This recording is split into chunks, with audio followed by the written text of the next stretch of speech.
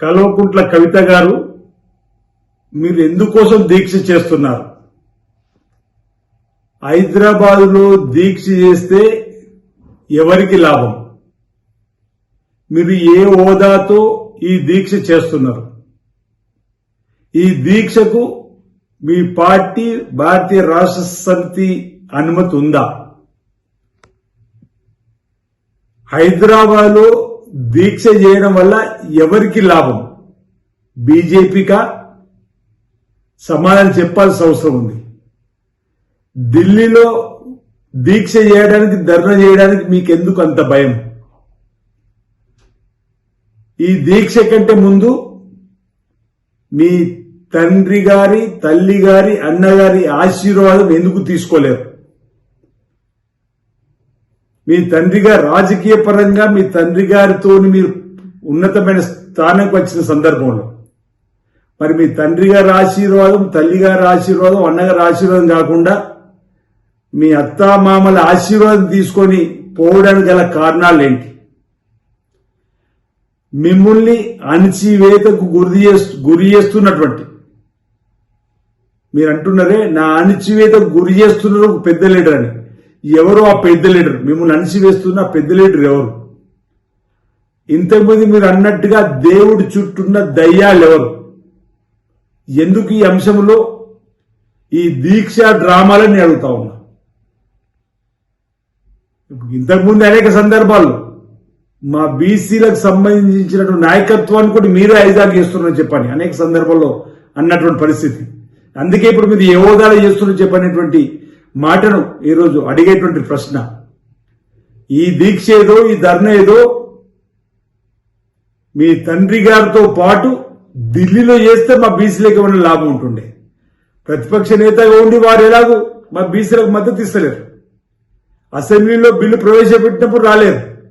మీ లేఖలు కూడా అన్నారు, తప్పొట్టారు. మై డియర్ డాడీ అంటూ మీరు రాసిన లేఖలో కూడా బీసీలకు సంబంధించినటువంటి బిల్లులో సందర్భంగా మీరు మాట్లాడవలసి ఉందని చెప్పాలి.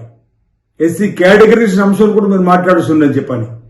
మరి ఇప్పుడైనా కనీసం ప్రతిపక్ష నేతగా ఉన్నటువంటి మీ తండ్రి గారిని తీసుకుని వచ్చి ఢిల్లీలో బీజేపీకి వ్యతిరేకంగా ధర్నా చేస్తే మా బీసీల కోసం మీరు ఏమైనా పోరాటం చేసినట్టు. ఇది మీ ఫ్యామిలీలో జరుగుతున్నటువంటి కుట్రలు, కుతంత్రాలలో మీ ఉనికిని చాటుకోవడానికి చేసేటువంటి ప్రయత్నంగానే తప్ప నిజంగా మీకు చిత్తశుద్ధి ఉంటే మీ దీక్షను ఢిల్లీలో చేయండి. మా బీసీల పట్ల మీకు చిత్తశుద్ధి ఉంటే. ఈరోజు మా ముఖ్యమంత్రి రేవంత్ రెడ్డి గారు మా బీసీలకు 42% రాజకీయ రిజర్వేషన్ ఇవ్వడానికి కాంగ్రెస్ పార్టీ బిల్లును ప్రవేశపెట్టి కేంద్రానికి పంపిన క్రమంలో మా చిత్తశుద్ధి బీసీలకు 42% రిజర్వేషన్ ఇవ్వాలని చెప్పని ఉంది అని మీరు అంటున్నారా లేదా? ఇది నిజమా కాదా ముందు చెప్పాలి. బీసీల కోసం తెలంగాణ రాష్ట్రంలో ముఖ్యమంత్రి రేవంత్ రెడ్డి గారి నాయకత్వంలో, పీసీ అధ్యక్షుడు మహేష్ కుమార్ గౌడ్ నాయకత్వంలో కాంగ్రెస్ పార్టీ బీసీలకు అనుకూలంగా ఉందనేటువంటి మాట మీరు ఒప్పుకుంటున్నారా లేదా? ఈ అంశాలను కూడా మీరు చెప్పాల్సిన అవసరం ఉంది. ఈరోజు మేము 5, 6, 7 ఢిల్లీలో 3 రోజులు మా కేబినెట్ తదనంతరం మా ముఖ్యమంత్రి ఆదేశాలతోటి మా 3 బీసీ మంత్రులు పొన్నం ప్రభాకర్ గారు, సురేఖ మేడం గారు, శ్రీఆర్ గారు 5, 6, 7 3 రోజులు మీ ఢిల్లీలో అస్థినలో ఆ ప్రభుత్వంతో యుద్ధం చేస్తామని, పార్లమెంట్లో స్తంభింప చేసే విధంగా మా ఎంపీలకు మద్దతుగా 5 నాడు ఉంటామని, 6 నాడు జంతర్ మంత్రులకు ధర్నా చేస్తామని, 7 నాడు రాష్ట్రపతిని కలిసి ఈ 42% రాజకీయ విద్య ఉద్యోగ రిజర్వేషన్ రాజ్యాంగ సభ జరిపి షెడ్యూల్ 9లో చేర్చాలని చెప్పని డిమాండ్, 2018 పంచాయరాజ్ చట్టాన్ని సవరించి తీసుకొచ్చిన ఆర్డినెన్స్ ను ఆమోదింపజేసేలా ఒత్తిడి చేసేటువంటి కార్యక్రమాన్ని మీ పిలుపునిచ్చి ఢిల్లీలోకి వెళ్తే మీరు హైదరాబాద్ ఇందిరాబాద్ దగ్గర దీక్ష చేయడం, ఇది భారతీయ జనతా పార్టీ ప్రభుత్వానికి మీరు లాభం చేసే పని చేస్తుండ్రా? మీరు మా బీసీలకు లబ్ధి చేకూర్చే పనేనా అని అంటున్నా. ఇప్పటికీ మీ సిద్ధశుద్ధి నిరూపించుకోండి.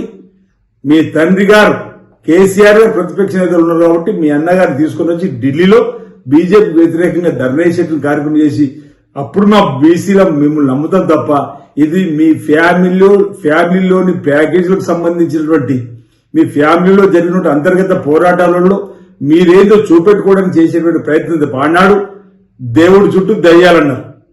ఈ రోజు నన్ను అణచడానికి బడా లీడరు ప్రయత్నం చేస్తున్నారని చెప్పని ఈ విధంగా మీరు మాట్లాడడం అనేది అది మీ ఫ్యామిలీకి సంబంధించిన రాజకీయాలకు సంబంధం లేకున్నప్పటికీ మా బీసీలకు సంబంధించిన అంశంలో ఈ రాష్ట్ర ప్రభుత్వం కృతనిశ్చయంతో ఉందనే మాటను మీరు ఒప్పుకొని తీరాల్సిందని చెప్పని మాట ఈ సందర్భంగా తెలియజేస్తా ఉన్నాను.